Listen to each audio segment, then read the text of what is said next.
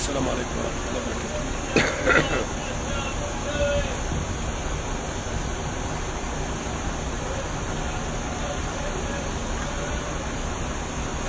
استنى الناس تدخل عشان مهم جدا.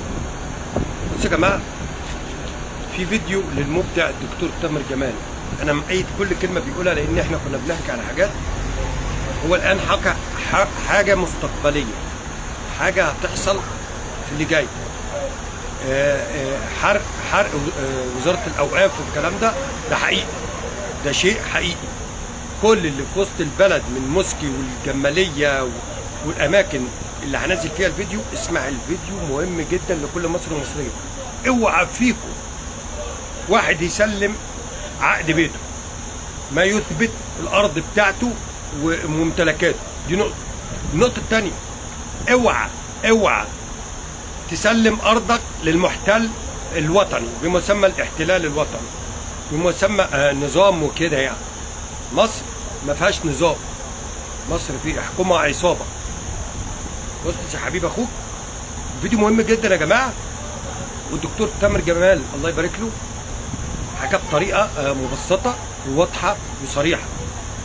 الأماكن دي على دمك، على جثثكم، زي جزيرة الوراق كده لو قفلهم الند بالند، تمام، وبيحاصروها.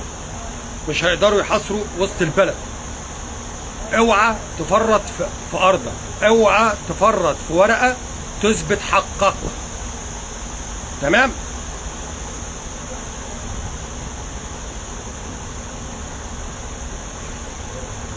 اللي بيحصل في مصر ده والسكوت عليه جريمه.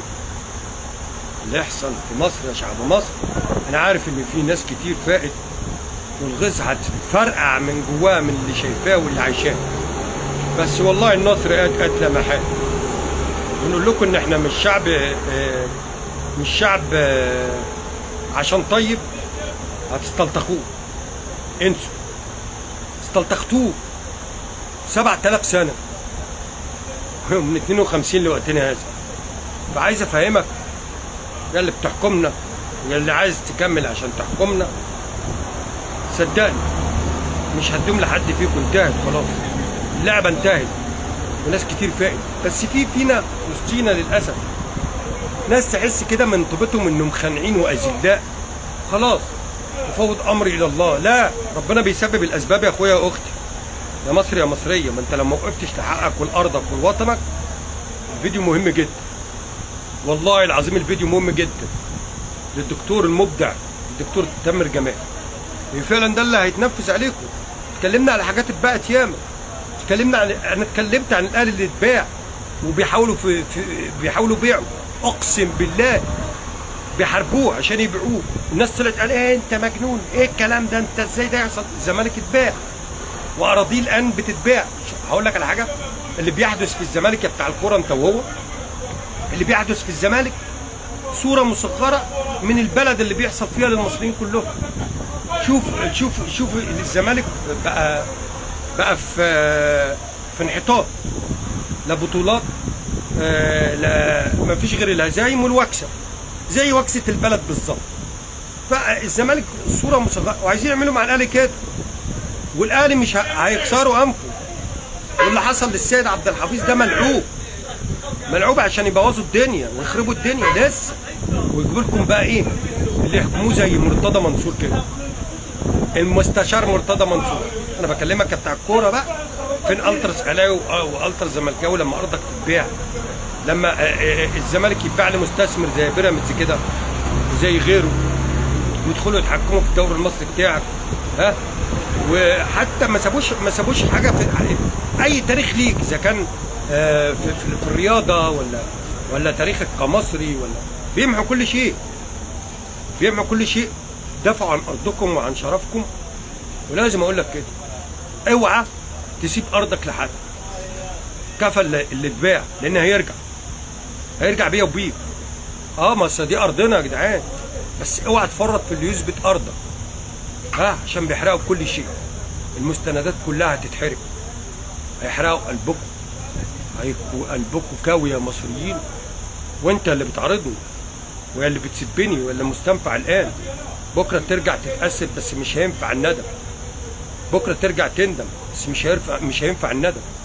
المخطط عالمي والسيطره عالميه على مصر، تمام؟ واللي هيجي من غير اراده الشعب هيجي يكمل الاجنده، وعفى الله عما سلف. واخد بالك انت يا مصر يا مصريه؟ عفى الله عن الدم وعن الارض وعن العرض وعن الشرف اللي في السجون، والعرض عرضين، الارض اللي انتهكوا ارضهم في السجون. الموضوع اكبر من ما عقلك يجيبه.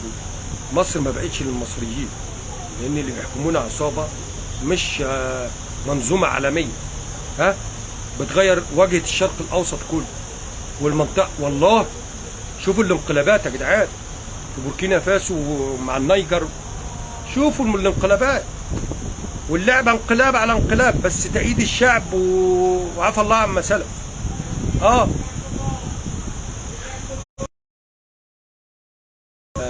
عصابه حماده وتوتو، انت فاهم؟ انت فاهم هم مين؟ من 52 يا جماعه. فاستكمالا للي انا بقوله، وصلوا كل الكلام ده والفيديو بتاع الدكتور تامر جمال اللي هنشره للناس. حافظوا على عرضكم وعلى ارضكم بدمكم. اوعى تخلي المحتل ياخد بلدك، ياخد منطقتك، ياخد ناسك ويشردهم زي اللي انت شفتهم. والدور جاي على الكل على فكره. مصر اتباعت كلها. هيلاقوا مين غير البيه يفرط في كل شيء ويسلمها تسليم اهالي وناس هيتشردوا فيها ويبقوا ضيوف عليها. اللهم قبل لخت، اللهم فاشهد. ما اطولش عليكم. كل كلمه قالها الدكتور تامر جمال هتحصل. كلمناكم ياما على الحاجات اللي اتباعت وشفتوها بعينيكم. قناه السويس عشان خط بنجوريون، وعشان سكك حديد اللي نتنياهو طلع اعترف بيها عشان يموتوا قناه السويس. عليه العوض ومن العوض، عليه العوض ومن العوض في سكوتكم انتوا، مش في اللي راح. اللي راح هنجيبه. لا، لو الشعب تحرك. ليه؟ لو الشعب اتحد على قلب رجل واحد ورجع بلده لناسها والاجيال القادمه. غير كده تحسين شروط عبوديه. اذا كان عصابه حماده وتوتو من البدايه من 52 لوقتنا هذا. شوف حدود مصر كانت ايه يا جماعه الاول. مصر بقت قطعه ارض كده وسينا فصلوها كمان، تمام؟ ده غير ام الرشراش. ام الرشراش اللي داخله في اللعبه، في سكك الحديد اللي هتموت قناه السويس عندكم. يا جماعه، لان خط الطريق بتاع بنجوريوم مكلف. طلع نتنياهو يعترف على قنواتهم على فكره، هم اللي بيتكلموا. تابعوا قنوات. فهمت يا اخي انت يا اختي انت وهي؟ مصر اتباعت. مصر ما بقتش للمصريين. هي بس حكايه وقت. الاوقاف حرق بكل مستنداتها. اللهم قبل لخت، اللهم فاشل. اسمعوا قوي المناطق دي دفعوا عن عرضكم وارضكم بجثثكم، تمام؟ اللي في وسط البلد، المسكي والعتبه والجماليه، الاماكن دي على فكره اتكلمت عليها سابق لما احمد موسى قالها ونوه ليها. قال يا جماعه عايزين نعمل مشروع سياحي كبير. قلت منطقه القاهره والجيزه دي كلها هتتمحي لما اتكلم ونوه عليها احمد موسى. البلد اتباعت وانت قاعد بتدافع عن مين؟ ومستني ايه؟ اللهم قبل لخت، اللهم فاشل. اسمع الفيديو قوي ودقق في كلام الدكتور تامر جمال في الفيديو اللي هنزله لك، وانتبه. اوعى تسيب ارضك زي جزيره الوراق كده، ربنا يقويها. اللي بيحاصروها واللي اتباعت اصلا هياخد عليكم رز، بس رز من ارضكم وعرضكم وشرفكم. الارض عرض زي اللي في السجون.